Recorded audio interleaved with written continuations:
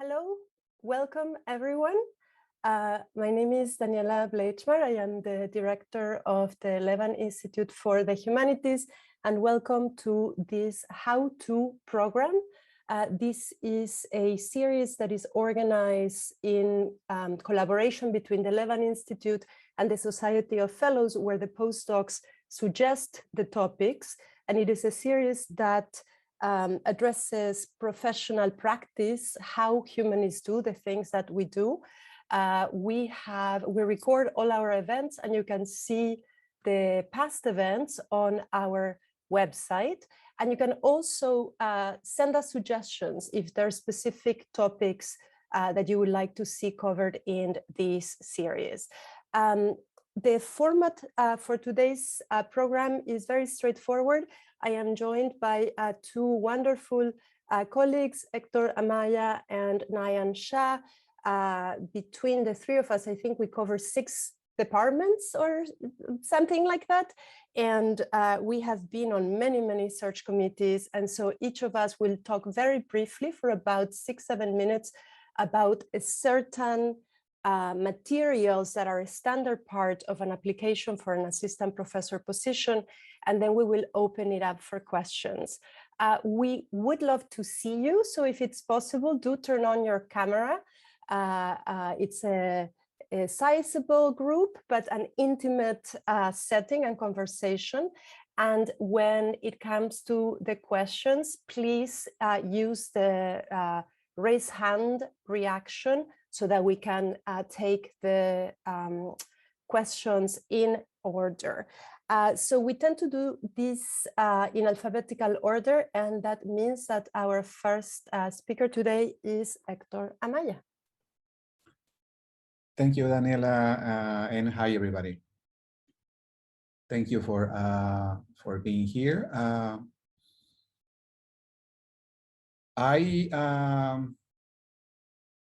I'm going to be talking about the diversity statement, which is a standard document that actually many search committees are asking for. Certainly in the state of California, the University of California system is always asking for a diversity statement.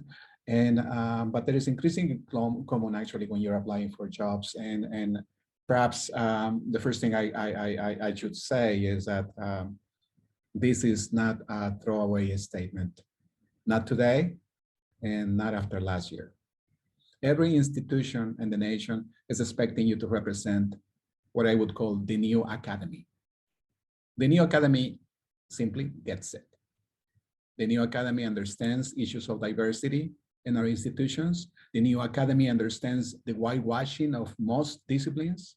And the new academy understands the tactics and strategies to move forward. So what do I mean by the new academy? I mean, let me illustrate what I mean actually by way of an example. I teach the basic course in our PhD program on the humanities. And the first reading my students do is a 2013 blog by Sarah Ahmed, where she discusses the politics of citation, the politics of bodies and conferences and symposia, and so on. Whose bodies occupy the space, who do we cite? And so on. And there is a curious blog, not unusual actually in her blog space. It is an angry blog, and it should be. That is the only way that you can actually write that material. It should be so because what she described is basically outrageous. And I'm going to type actually the blog here so that you actually know what I'm talking about here. What is the new academy? How do you actually write a diversity statement? I want to use this actually to make you think of the following. Think that Sarah Ahmed is in the search committee that you're applying for. She is a member and she's going to evaluate your materials, not simply the diversity statement, everything you say and write. So the diversity statement is very important today. It's so important. And in many ways, you know, it's actually has taken us a surprise to some of us that the requirements, in a sense, to get an academic job have changed. Certainly, if you are in your last years of your PhD program, they have changed while you had been in the PhD. But I will tell you that, you know, the issues of diversity and equality within academia are generations old. So you are simply, the urgency simply has grown in the last year and a half. So the diversity statement is quite important. When I tell you that you should write as if you are part of the new academy, as if you got it, what it means to actually to have a diverse academy, what it means to have a diverse syllabus. I'm not meaning that you should embellish your statement by claiming militancy or platitudes. Okay, that is actually really a terrible way of actually doing this. It means presenting evidence of who you are in the space of diversity, in the space of racial justice, evidence of the actions you have taken in this space, and evidence of the professional commitments to this space. And the evidence can come from a bunch of places, okay? They can come from your service, can come from your teaching, can come from your mentoring, your research practices, your community involvement. But you have to present evidence, not simply, again, platitudes. I think it's very important that you take these type of statements seriously today, also because the markets are super competitive, and you know this, otherwise you wouldn't be here. And when think about this, you know, every top 5, top 10 candidates of any search, the qualifications are fantastic. And a diversity statement written actually with the right materials can actually make a huge difference and making your candidacy the one that is going to be selected. And I can tell you also that actually writing a terrible one will single you out, perhaps even away from actually being in a top tier. So take it seriously. Think about actually the things that you can write, the parts of your biography, not biography, professional biography, that you can actually include in the diversity statement, and do it seriously. Do it as if you got it. And if you don't get it, you have to actually learn it. There's tons of material at USC Libraries actually has tons of material on how to actually improve on these spaces in your teaching, for instance. If you present a DEA statement that it is well written, but then you show me, for instance, a syllabus that doesn't have diversity, oh my God, that's just not gonna work. That's just not gonna work. And believe me, I've seen PhD candidates present syllabus that actually have no women and the reading materials, okay?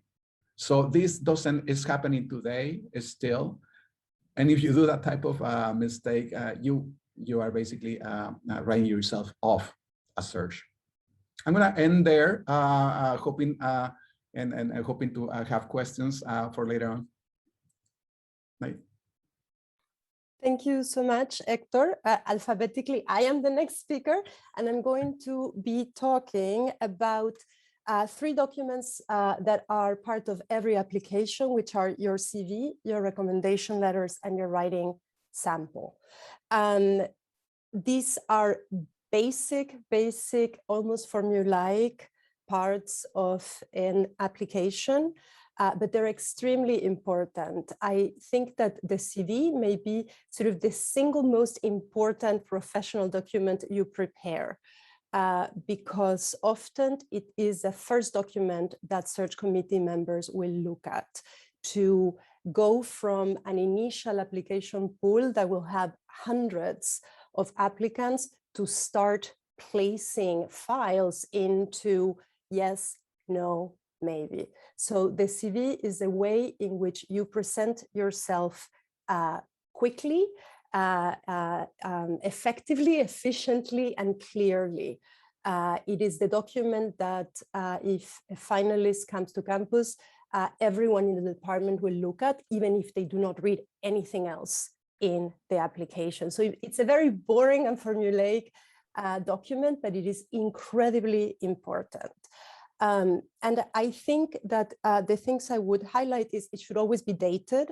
It should always be clearly formatted. It should be proofread by multiple eyes, no typos ever, please, and we see them always. It should follow the standard formula, the standard order in which readers will expect to see the information.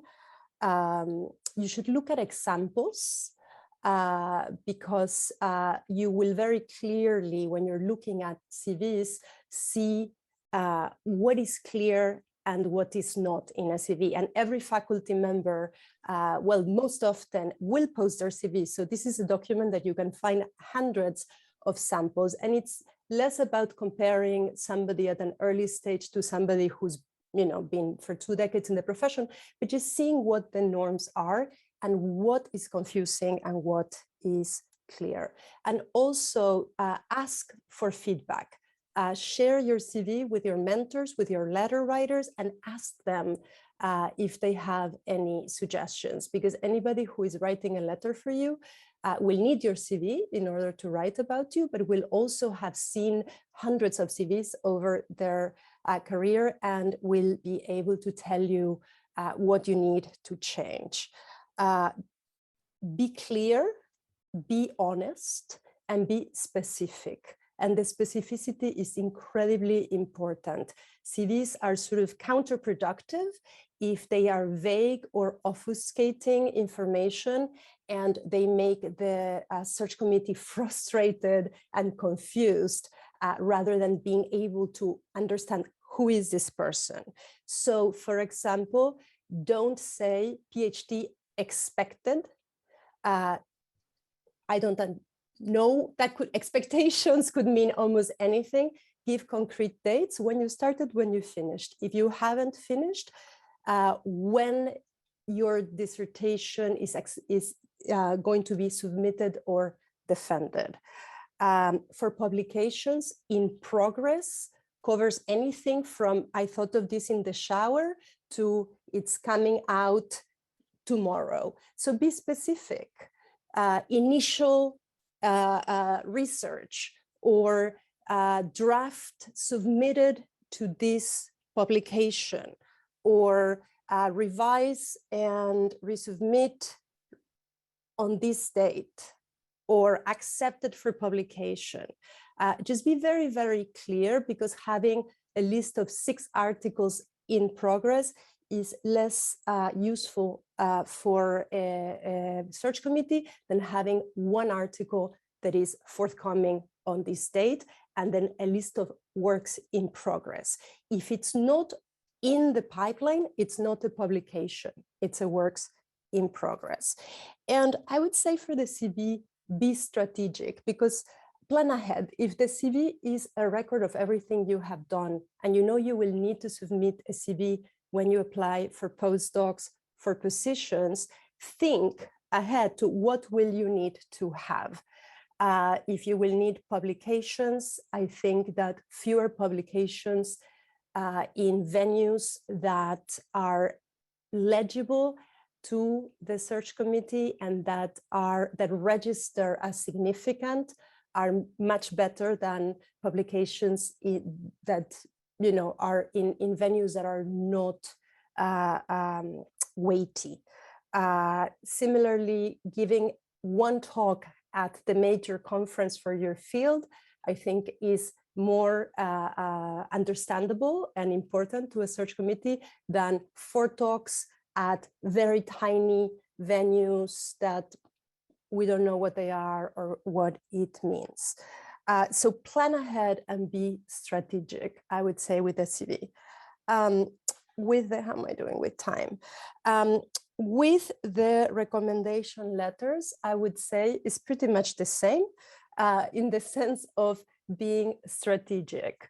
The best letters always come from the people who know the candidate well and know their work well and can write in detail about the ideas and why it matters. A letter from somebody who is a big name but has nothing to say about you will not help you.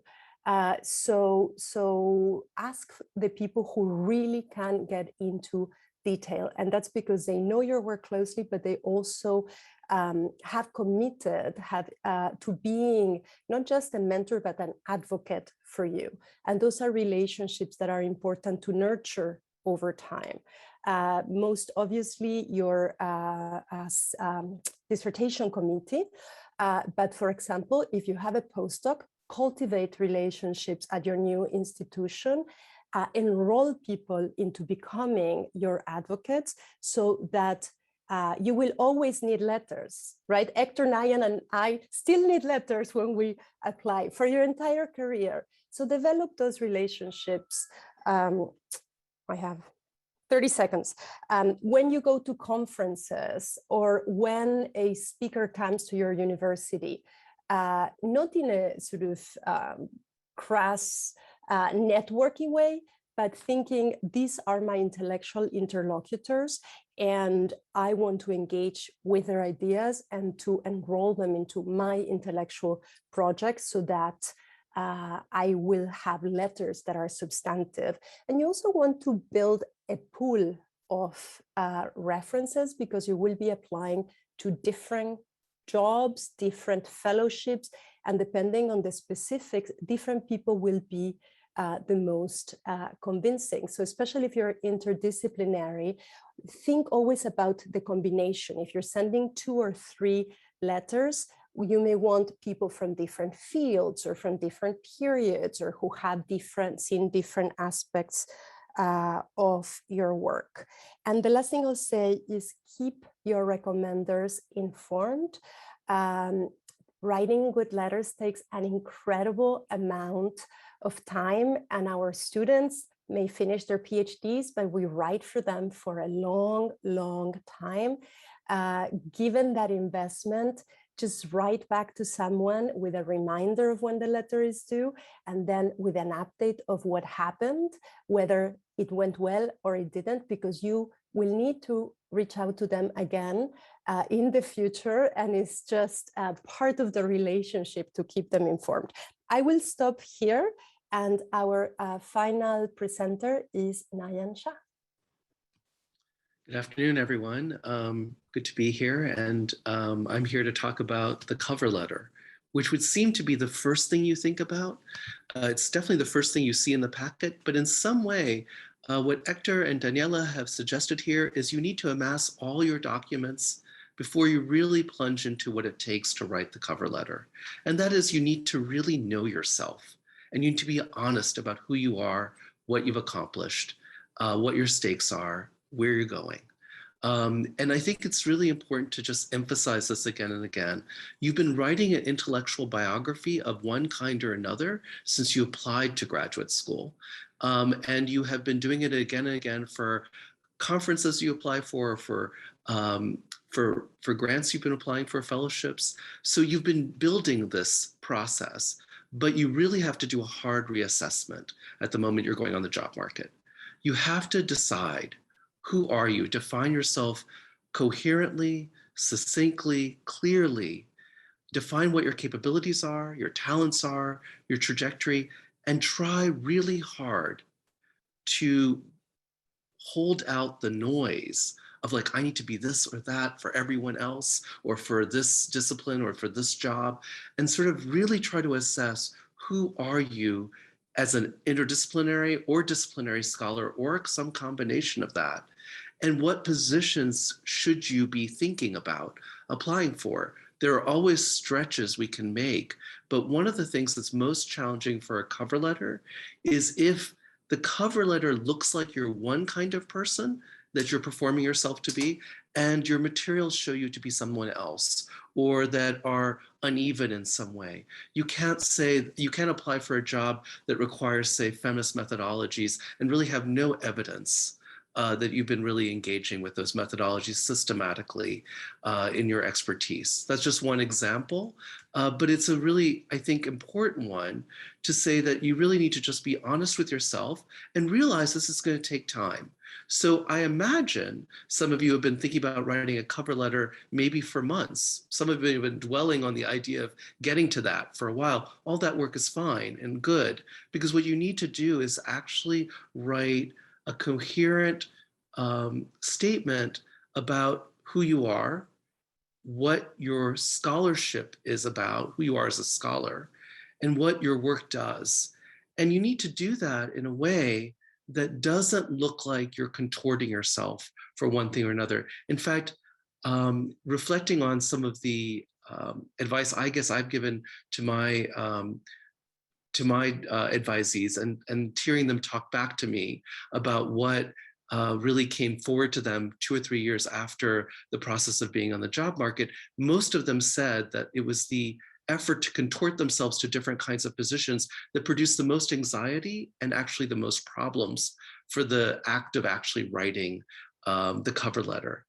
And in this regard, I mean, if you've really done the job of trying to hone and take care of writing who you are in this, then the task of actually producing this template or a one-pager that sort of explains what the different dimensions are. A cover letter could be as long as 2, sometimes 3 pages. It's best if it's short, if it's to the point, if it doesn't rehearse the CV, if it actually gives new information and casts creatively, but within a kind of set of expectations of who you are. So my second major point here is about creating a template and limiting to what you tailor for any particular job. So creating a template is one in which you address, in addressing who you are as a scholar and what your work does, you're trying to really emphasize, first off, what is your research, why it matters, its stake, its method, what its contribution is, and you're going to try to do that in a paragraph, no more than 2. You want to maybe talk about secondary projects or articles that are in process or publication. You want to explain something about why those projects are important to you, and what you're doing in terms of what Daniela suggested specifically about the development of those projects. If they're at a revise and resubmit and you've done the resubmission, that might be appear on the CV and should appear on the updated CV, but it might be something that's very important to also include in your cover letter. Your teaching experiences, your approach to teaching, your interests in teaching and mentoring. This is both in terms of undergraduates, and I would say general education and upper division undergraduates is the most important thing for most assistant professor hires.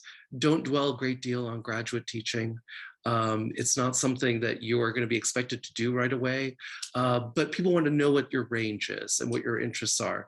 Some of this is going to be stuff that will come from the CV and from the diversity, equity, and inclusion statement about the exact work that you're doing in terms of what your approach is in terms of teaching. But here's the thing I would ask you to do. If you're having difficulty with a statement, ask one of your advisors who recently came up for tenure to share with them, their teaching statement with you, or something like that. So you get a sense of how someone in your field is thinking about how they approach teaching and how you might distill something really in one paragraph about yourself and teaching. This is not in replacement of, if you're asked for a teaching statement, it's just to sort of say there's a paragraph in there. And then finally, something in there about advancing intellectual community in every way that works. So what you might have done in terms of service, what you might be doing in terms of mentoring, what you might be doing in terms of the kind of work you've been engaged with in communities, professionally, and the communities around you, might be something that's important to put into CV in a kind of in the cover letter in a distilled form. All of this is really in service of workflow, and that's my third major point. Limit the time you spend on the job market. This thing called the job market cannot consume every bit of your time and attention. If it does, it destroys what actually you need to do, which is the creative work of finishing your dissertation, writing your articles, teaching. Just wanted to say, you should be spending 1 day at most on changing your cover letter and sending your applications, maybe a little time researching it, but the rest work on your dissertation. work on your publications, what you really want to make sure is that you are able to maybe change just one paragraph at the very bottom of the cover letter that explains how you would be a fit for the intellectual community and for the scholarly community that you want to join. But that's the most. You should actually have the same cover letter for every position as much as possible, so that you limit the time you're actually expending on this. I think I'm going to just finish there, and happy to take any of your questions. Yes, we're going to open it up for questions now. Please raise your hands and we'll start a queue. I should also say that today we are really focusing on applications for assistant positions at research-focused institutions. And teaching-focused institutions have a different profile and different considerations. And so we are not really addressing that as much today for reasons of time. So I am sure there are questions.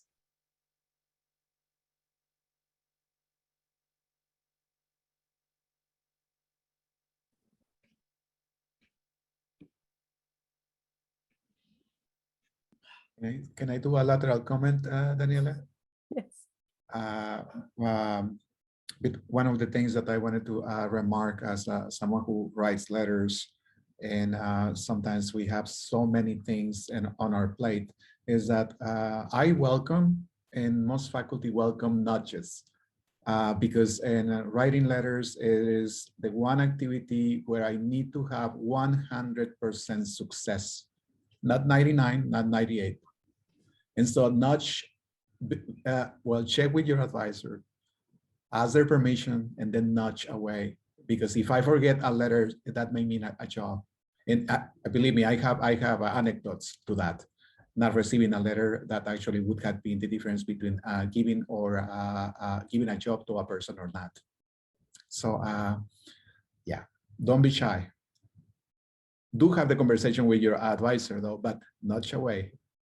Okay, I see that these people are putting on the chat a question about the writing sample, which I ran out of time.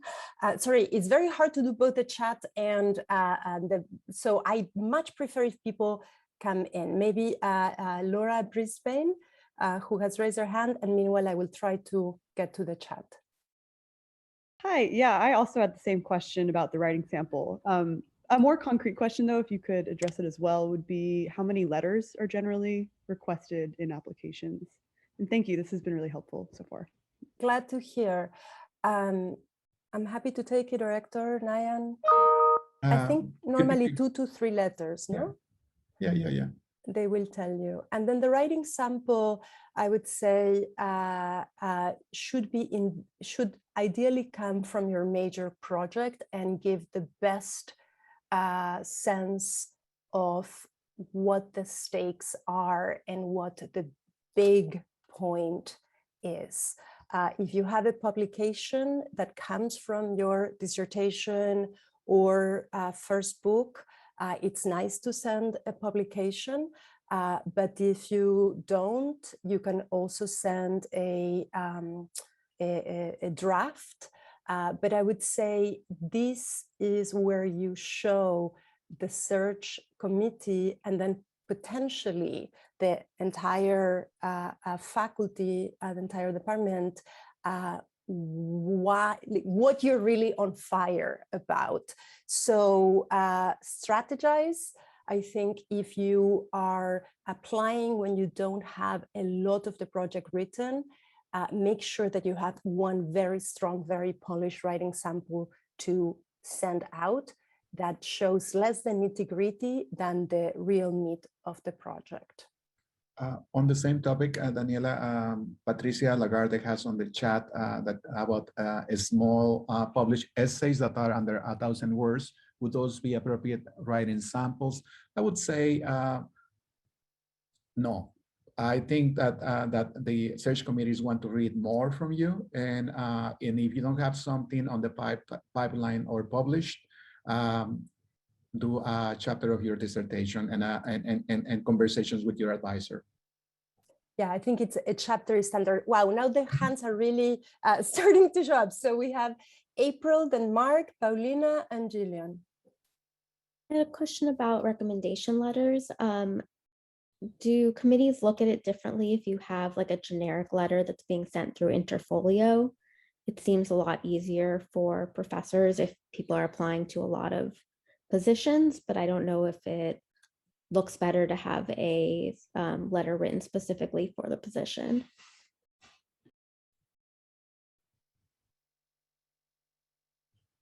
I don't think it makes a huge difference. Nayan, did you want to come in? It doesn't make a huge difference. And in fact, I think most people are just looking for a complete set of letters. So if they ask for 3 letters, they're looking for that. If that happens to Interfolio, that's that much the better. Everyone who is out there right now who are writing letters are writing tons of letters, and having to deal with all the links and stuff like that is very frustrating. However, we will all do that. As Hector says, we will do what we need to do to help. But if you have a core of 3 faculty, for instance, who are writing for you, have them write an Interfolio letter for you. And if something more is required, then people can adapt. But it's a good thing to have it on reserve. And it really, the distinction is really minimal. I completely agree. Mark, do you want to ask your question? Yeah, thank you for this. I have a quick question about collaboration. So I'm a constant collaborator. I have a number of articles and book projects with other people, and yet it seems like writing samples are supposed to be from the monograph, or they're supposed to be sort of single author. Do you have general or even specific advice on how committees are looking at co-authored material, and if it is better to send something that's maybe less polished but single authored rather than something co-authored? I think in the humanities, the collaboration is still so, you know, the landscape is changing greatly, whereas in the social sciences and the natural sciences, collaboration is normative. So I think if you are in a squarely humanistic discipline where you will mostly publish single author and your tenure book project will be single author, you're better off sending single author for a junior position. I think is different farther along in your career. If you are in a discipline where co-authorship is standard, as you know, you will need to be lead author or play a very major role, and you will need to be very specific. But I think in the humanities, single author continues to be, especially for junior positions, what people are looking at. There's just less familiarity in more squarely humanities fields with co-authorship, and more confusion about how to understand who this person is if the project is co-authored. Hector and Nayan. I will add to that, Daniela, that in the spaces of humanities where co-authorship is normal, and Mark, you may be in one of them because you are doing it, norms are changing. And so I would check with your advisor what the norms are of the specific space that you would be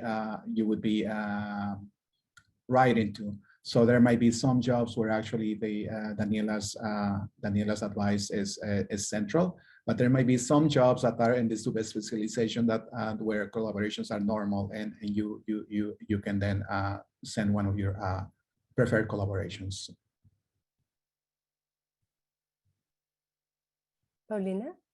Mm-hmm. Yes, thank you so much for that. You're saying about like the CV and how it should have a specific structure, but I also know that some institutions rather see some things higher up than others. So how would you address like in the organization of a CV, from research to grants to projects that you're involved in? How much weight would you put on if you're looking at a research institution? And based on that, like what's of most interest so that that can rank higher in like the paper? I would say think about it as in journalism. The inverse pyramid, the most important thing should be on top, your education. The second most important thing is publications. So these are the reasons you're going to be hired. Almost everything else may add to your case, but these are the reasons you're going to be hired. I agree. I think also look at samples. They're sort of norms. It's very highly normative, the CV. So what is in your profession, and I also in your discipline, I also think as long as it's clear, people might not, see why they have to go until page 3 to find something, but as long as it's clear, I think clarity is the most important thing. But yes, the standard for the humanities is education, publication, then grants, fellowships, and awards, and then presentations, teaching service.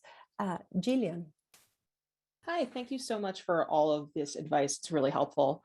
My question is regarding job postings that don't exactly fit what you do. So for example, I'm looking at East Asian history jobs and I'll see postings for East Asian history, but they say they prefer if you work in Chinese history and I work in Japan, or if they prefer a certain time period and it's slightly different than mine. Are these jobs still worthwhile to try to apply for? And do you have any advice for approaching those? Nayan, do you want to come in? I feel like Hector and I are talking a lot. No, that's, I think it's a good question. You have to parse job application ads. So if the ad says a larger category, and you fit in the larger category, I think most cases, yes, you can apply. Just know that they often say preference because they may already have someone in, or they're looking specifically for people in specific kinds of fields because they have a lack of people that are in those areas of expertise. It might be there's already someone in your area of expertise that's already on the faculty and they don't want to necessarily duplicate efforts. But what you're seeing in a job ad is, let's just say it is a kind of synopsis of a debate that's happening within the department and the hiring committee. And so therefore, what you're seeing is that there are many different interests that are involved in a position. These debates can happen and are ongoing for a long period of time. People sometimes address those debates directly when they're making selections. Sometimes in 3 months' time, when they're actually looking carefully at the short list, things may have changed in ways that you don't even know. So I would say that if you fit the larger frame, it's worthwhile thinking about putting that application in there, but also realize that you cannot, and there's no way possible to predict or to know, or to even if you have gossip, to know about what is really happening within a department selection process. So you just don't need to invest everything in like, oh, I really have to choose myself for this job or deselect myself from it. In the sense that if you feel like it's viable within the larger frame, I would apply, which is a little different than if the job said, East Asian studies, I expect, facility in teaching, ancient archaic Chinese language and, some other area that you don't do, then that's giving you a little more detail about what their requirements are. But yes, it is a difficult thing to do that parsing. I hope this is helpful. I don't know if Hector and Daniela have other thoughts about. I guess what I would say is I am very pragmatic, and I would say, given what the job market is, I would apply to anything that one could conceivably be considered for, and let other people decide that you are not right for the job. Don't decide that yourself before you even give yourself a chance. So impossible to know what's going on inside the department, impossible, also sometimes even for people in the department, impossible to know what's happening inside the search committee. If you can make a case for yourself, even if it's a far shot, I would just apply often, apply broadly, and give yourselves generate opportunities for yourself as much as you can, because it's a job market that is just so tough. There was a question in the chat that I think is interesting and maybe helpful, which is about the language of the writing sample for multilingual candidates. And if you have a strong publication in a language other than English, should you submit that, or should you submit a lesser or unpublished piece in English? And my sense is that unless the language of the publication is one that every single person in the department is fluent in, and that is considered as part of the normal publication range for that field, I would submit in English. So if you're applying to a East Asian or a Spanish department, you can consider submitting something in Spanish, but not if you're applying to an art history or sociology or, you know, where people's linguistic skills will vary. I wonder also if in this case, would be wise to contact the chair of the search committee and present them the problem to them. If you're a good candidate, they will want to actually see you for the right reasons, and they will not want to disqualify you for the wrong reasons. So I think, though it is, I think asking to the chair of the search committee might be another way of going at it, especially if you think that would help you. Yeah, let me just sort of say one thing that sort of tags on to both of these things. The writing sample is the ability to put your best foot forward and in as clear to everyone as possible it's reading it. So the writing sample is often just one thing, right? But if, like in any committee I've been on, when we get to the point where we're actually soliciting more information, we ask for literally everything. Yeah. So you can, and you should expect that we will ask for everything when a search committee is interested. Because they want to know what the scope of everything you are doing. And if it's on your CV, they want to see it if it's a publication. So this also addresses the person who asked before about the co-authorship. That might come up later when you're actually considered to be a candidate. They want to see what that is.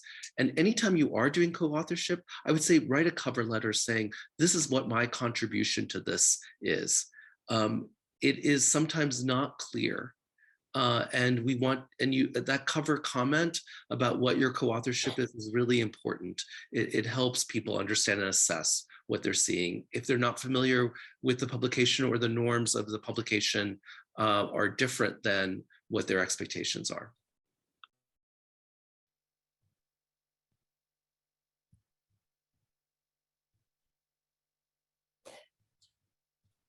More questions? Should we maybe look at the chat? There is someone by Carolyn Murphy is asking questions about positions that require sample syllabi. And she has the question about, how long and guidelines, specificity, tailoring to your research. Well, I would say, Carolyn, is having a syllabus is very common and necessary these days, especially as you are required to, as you move up in the search or move forward in the search. So being ready to do that actually is very important. I think if you have a class that you have taught and developed yourself, obviously that's the ideal sample. It's not simply a thought experiment, but it's actually something you've done in the past. Be mindful about issues of diversity and things like that when you are presenting a syllabus. I'm telling you, I'm a gatekeeper, and I have Hawkeye when it comes to this kind of stuff. So be mindful of these issues when you're writing a syllabi. There's a question on the chat that I think is really a useful one from David Sledge. What is a review process? What do things look like from the search committee? So what happens? We've been talking about how you prepare your materials to send them out, but we can really talk about what happens when you're on the other end and you get the applications. Oh yeah. Nayan, do you wanna go for it? Well, I was just going to say, I feel like there have been jobs where I've seen 100 applications. There have been jobs when I've seen 500 applications. So there's this powerful winnowing process that occurs in the very beginning. Depending on the size of the search and the number of people reading it, reading tasks might be distributed through the committee, initial review. And then I think usually there's this moment where the committee comes together and sort of says, who are on the long short list, which can, range in size from, 15 to 30 or something like that, or sometimes more. Who do you want more information from? Who do you need more information from in order to make a decision? Or who does other members of the committee need to read more carefully? And I think that's a really important part, that the reading is often distributed until you get closer and closer to a smaller pool. And that people are then trying to assess how quickly they can get to a short list to which it could be viable to do Zoom interviews before any kind of on-campus interview process is engaged with. I'm gonna stop there and leave it open. I sort of want to backtrack to what is a search committee. That might be helpful, right? So the department will once there is a search, and sometimes departments always have more desires for searches and positions that are available. The positions are determined by the deans, not by the departments. Departments put in requests of what they would like, and normally is like, a letter to Santa, meaning we want everything, we've been so good. But then you will get one search or two searches. And then the process of crafting the ad is one of often negotiation and compromise. And some will be very broad, and you do not know what that means. Maybe it does mean that they have no idea what they want.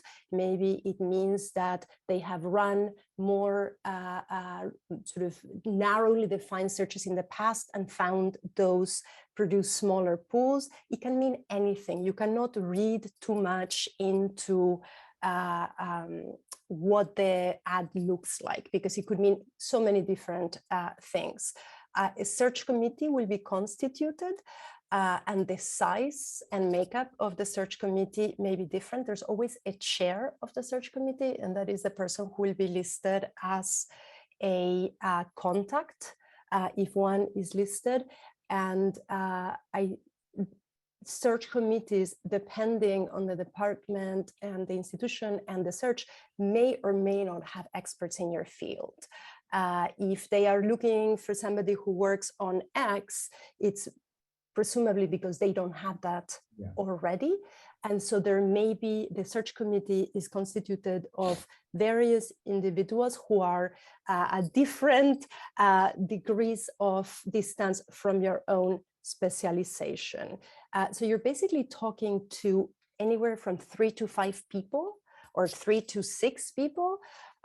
Sometimes there's external committee members, so may not all be in your discipline, and you need to make what you do understandable and meaningful to potential colleagues who are in a department or discipline, but not in your field. They need to understand why X or Y matters. And then as Nayan was saying, when applications are submitted, all files will be made available to everyone in the committee, but there may be a different distribution of work. Maybe files will be read by everyone in the committee, and then people will often create their piles of definitely not, definitely yes, and there tends to be like a big, thick maybe, just because there's so many more qualified applicants than positions. Basically the search committee always has more qualified applicants than opportunities. And then there will be the selection from the big pool to a smaller pool, and from that to a long list of interviews and then to finalists for the campus visit. Hector, do you want to say anything about this? I wanted you to visualize a pile of 300, 400, 500 applicants to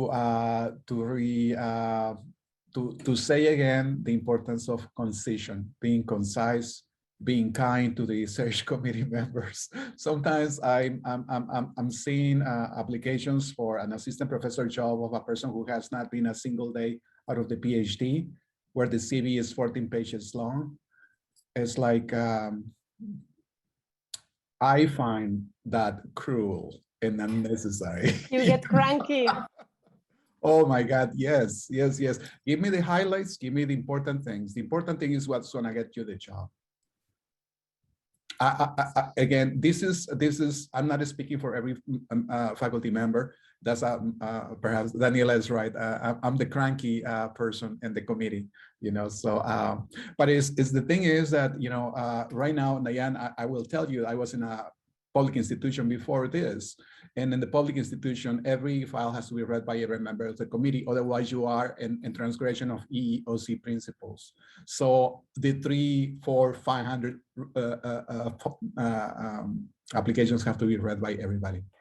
And I think, Hector, you know, when we say 300, 400, 500 applications are read, the CV, I think, is the first thing that everyone will look at. And then if the CV is, you know, not sort of outrageously discardable, a very quick glance at the cover letter.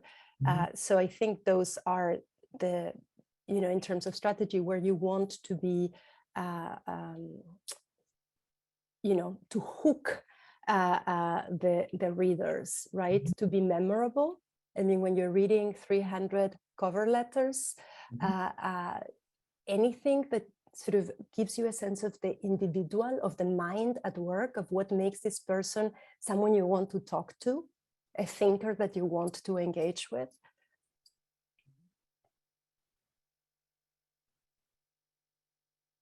And Sabina asked, how many pages we want to see the CV? I am sorry, Sabina. I would like to see 2, but no. Don't quote me on that. No, just be mindful. You know, I think 5, 6, 7. I don't know. I don't have a number. All I'm trying to say is that think about the materials that you're including in the CV. And be strategic about it. It's a piece of rhetoric, okay? And rhetoric is not actually about listing everything that happened in life and the universe. Rhetoric is about actually establishing a hierarchy of ideas, of things that you want to pass on to the next person. Daniela put it in a perfect way, which is actually make sure that you are quickly readable to others. Yeah, and make sure the categories are just so clear and legible, and even what you've chosen as your field areas, try to be very clear about what those are and make sure that they're legible, because it is exactly the case when the initial reading of a file is happening, it's the CV, you know, people look at the cover letter, people might look at a letter of reference, they might get as far as the initial, like getting into absorbing the writing sample, but only if the CV sort of lifts itself out or some part of the initial reading does. So initial review may mean a lot of different things for people, but it's really interesting about like what you want to do to sort of both lift yourself out, but also make sure that every element of your package of materials makes it to the next stage of review, that everything is there and complete, so that everyone who is beginning to be interested and say, oh, this is in the medium pile, or this is like someone I really am paying attention to, everything is available. So you're like, okay, I have everything there. And I would say that I think Erica asked a question about contacting the contact person, and I think you really have to ask yourself, why am I contacting this person at this stage? Am I trying to test out whether I'm right for this job or not? That's not that person's decision to make. They could make it, but I wouldn't send a necessary email about that. If there's something logistical that's unclear, perhaps, But I think I would just be very careful about both sending something to the chair of search committee if it's not something that you could also already find another way of answering. Just because there's so many different communications that are going on, as you can well imagine, that it's really important to make sure that the reason you're asking the question is something that the chair themselves can answer for you, or the contact person, whether that's chair of the department or the chair of the search committee. Also, it's very likely that you will be in touch with these people if they want to know more information. And the most important thing for you to do is to make sure that anyone who is actually their representative, meaning an assistant in the department, a staff person who contacts you for something, you should respond to them immediately. You should acknowledge the communication and respond immediately with whatever they need. That happens more often than hearing sometimes from the chair of a search committee initially. Something's missing in your file, or there's some confusion about something, or something didn't upload. I would say that in general, just sort of grosso modo, any emails I have gotten at the initial stage were questions that were better addressed to the mentor or letter writer. They were about decisions that the candidate wanted to make, and they should make without asking me. Once you get to the long list of people you're going to interview on Zoom, I want everyone, I don't want to waste anybody's time. I want everybody who's going to show up for a Zoom interview to be as well prepared as they can to do great. I have always thought that my job as the chair of a search committee is to cause a problem for my colleagues by having 3 wonderful candidates, and we want to hire all of them because it is really a problem on so many levels. If with the job market being what it is, you get 300 applications and you end up with 3 finalists who are not excellent, that is a failure of the chair and of the search committee. So to get to 3 fabulous applicants, I need 12 fabulous finalists, and I want to help each of them shine and do as well as possible. So I would say once a search committee has made the first move, you send in your materials. Once they have replied and said, yes, we'd like to talk to you, at that point, I think having a conversation saying, help me understand where your department is at and how I can best prepare to present my work to you and your colleagues, always good. But before that is normally, should I send this writing sample or this writing sample? I don't know, you and your advisor should decide, not me. Now I sound cranky. Okay, we have time for one last question.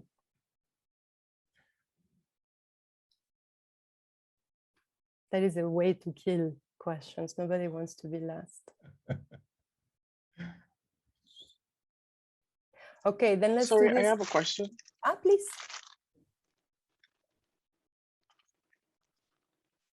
Hello?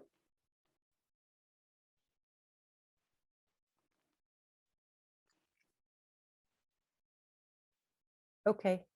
Question? I have a yes, question. Please. Oh, thank you for the thank you for the presentation. I'm just quite curious to know when is the Society of Fellows application for USC going to be announced? I've actually been refreshing your page. Okay, we can address that page, over email or up to now it has not been announced. I'm quite curious to know when we should expect this is not the application context for that question, so we can do that over email or on the website. But so we are almost at time. I would then invite Nayan, Hector, what last thought on this process of applying for an assistant professor position? Be honest. Sometimes, once in a while, you find a CV that has an embellishment or an exaggeration or an outright lie. You're out at that moment. Be honest. It's okay. Sorry, that is a very odd statement to say at the end, but be honest. It's very important. No, absolutely. I would say don't let this process consume every bit of your energy and time. Recognize it is important, it is absolutely critical, but you need to find ways of controlling your time and sort of making sure that you actually are able to share who you are directly, and then let the process unfold, because we can't control the process. We can control what we're prepared for, but you really need to let that process unfold and not second guess it, not live in anxiety. I know it's hard to hear because many of you probably are in that space, but that's my advice. Okay, and the last thing I will offer, which I think connects to this, is don't do this alone. Talk, ask for help, look at samples, talk to your peers who are also applying, talk to people who were in your program and have gotten jobs, ask to see their materials, ask people to look at your materials, talk to the faculty in your department and ask them to look at your materials. There's a lot of expertise and a lot of help around and a lot of experience. And this is so hard, but there's no need to do it on your own. So getting a lot of help, a lot of advice, a lot of support, I think is extremely important. On that note, thank you to Nayan and Hector for sharing your thoughts and answering the questions. Thank you all for your questions and for coming. And we will have our next month's how-to is a similar idea. It's about applying for external fellowships. Ask the review committee, and we will have 3 guests who have run many major competitions for fellowships, pre-doctoral, postdoctoral, and faculty fellowships. So we hope that you will find that useful as well. Thank you and goodbye. Ciao.